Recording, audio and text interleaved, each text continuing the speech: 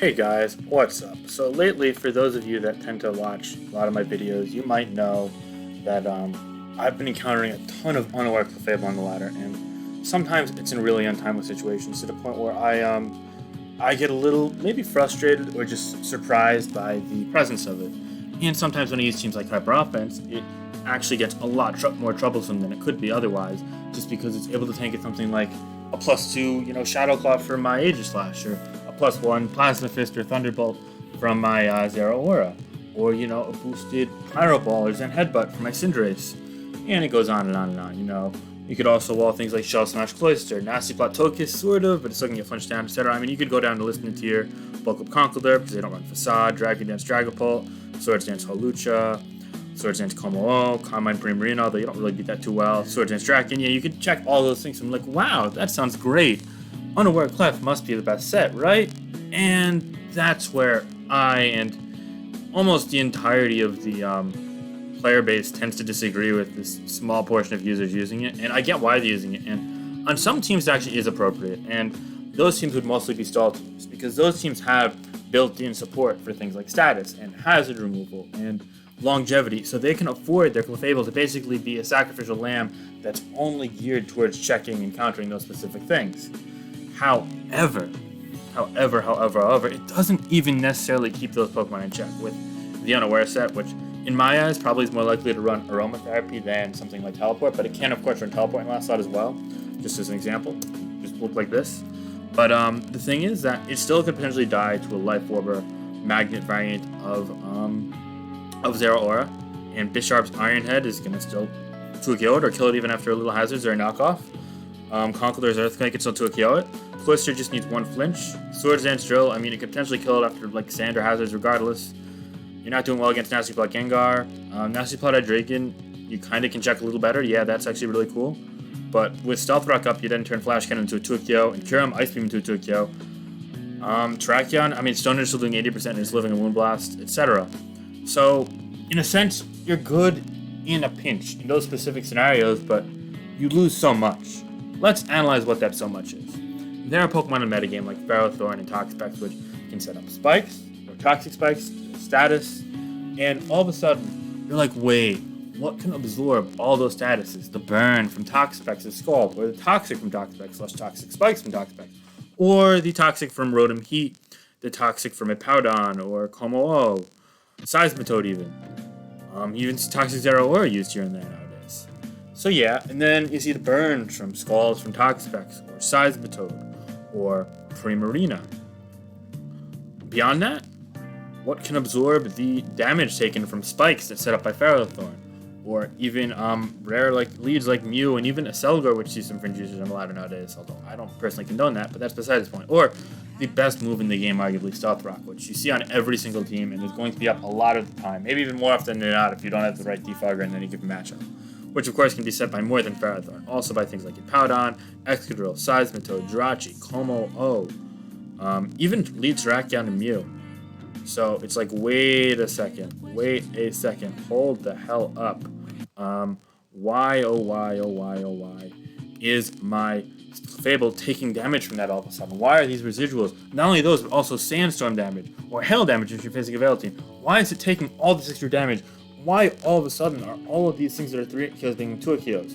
Why am I now dying in 1 hit to Gengar? Or why am I now dying in 2 hits from Kyurem's Ice Beam? Why is this happening? It's because you don't have Magic Guard, which, in my eyes, behind perhaps your Generator and like the uber powerful abilities like Stance Change and Pure Power, is probably one of, if not the best abilities in the game. Magic Guard is amazing.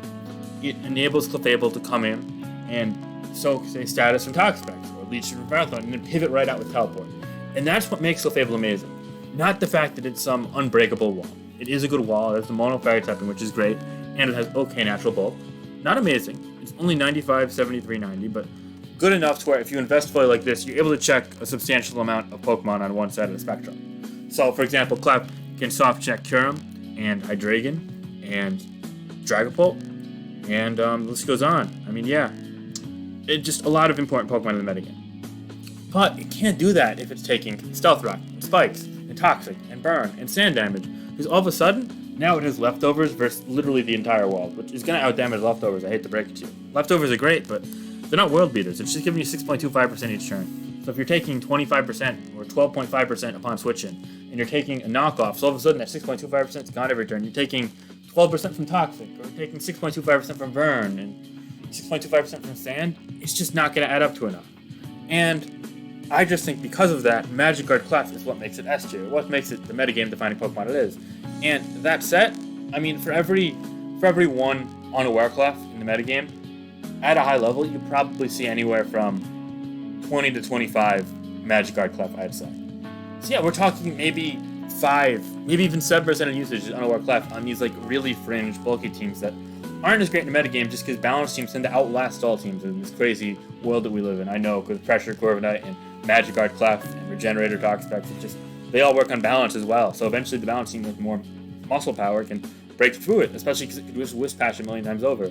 So yeah, I just feel like Clefable is just so much better with Magic Guard. And let's go over some things they could do thanks to Magic Guard, just to make this an over-constructive video as well. Although I've already done a video on why Clefable is so good, and perhaps even why it might be too much for the tier, so you can check that out. It was right before I hit 1,000 subscribers, just a week or so before. But let's get into what it could do. Of course, there's the Wish plus Teleport set. That's easily the most common set on Clefable. I'm not going to say it's the best, because other sets have a ton of merit, but yeah, no, it's great.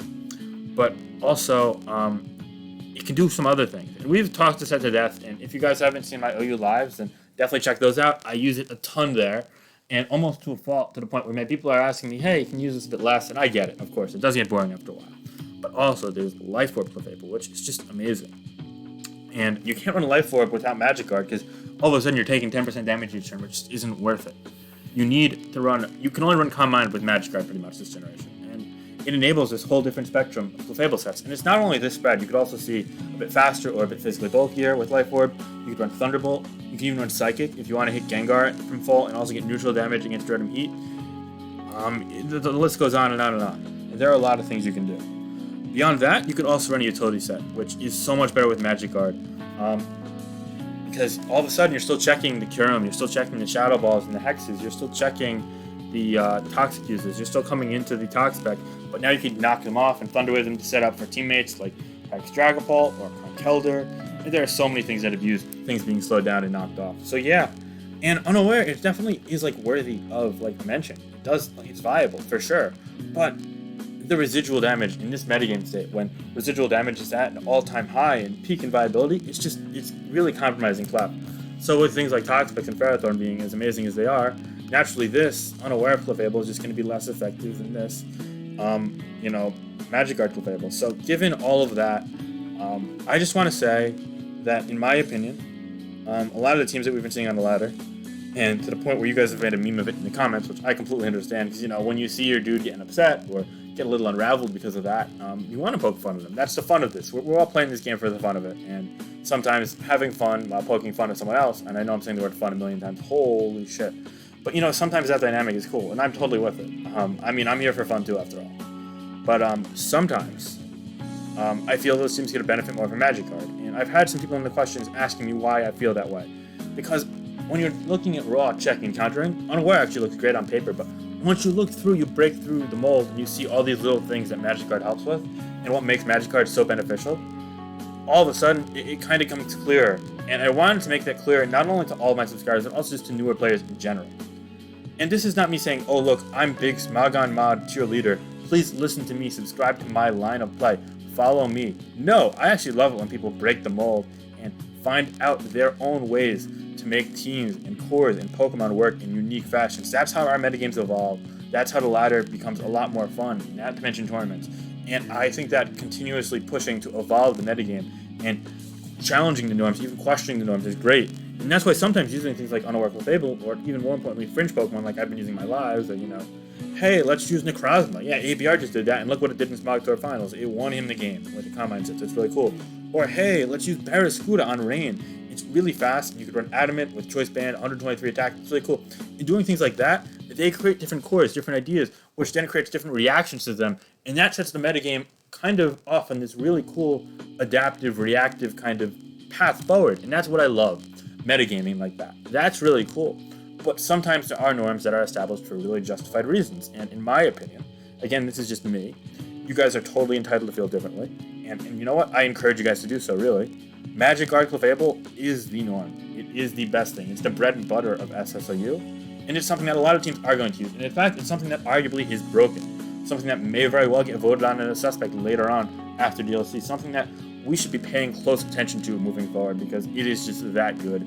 It is such an amazing supportive presence, and nothing like it has happened within the last 10, 15 years of competitive Pokemon.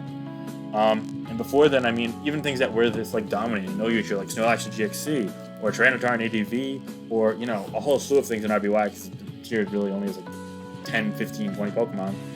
The fact of the matter is that nothing has been like this, so we've got nothing to compare this to. This is uncharted territory, and what comes forward in the coming months is history in front of our eyes, so something to pay attention to, and something really to say, hey, this is cool, let's see what we can make of it, let's see what we do against it, and let's see what we think of it moving forward. So definitely pay attention how DLC interacts and reacts to Clefable being as good as it is. But alright guys, I didn't want to make this a super long analytical video. It's probably going to go up sometime this weekend, but yeah, I'm just figured 10 to 12 minutes. I'm going over Clefable, so if you like this stuff, check out my metagame analysis playlist on my channel, and be sure to like, comment, and subscribe. Alright, have a great day guys, peace.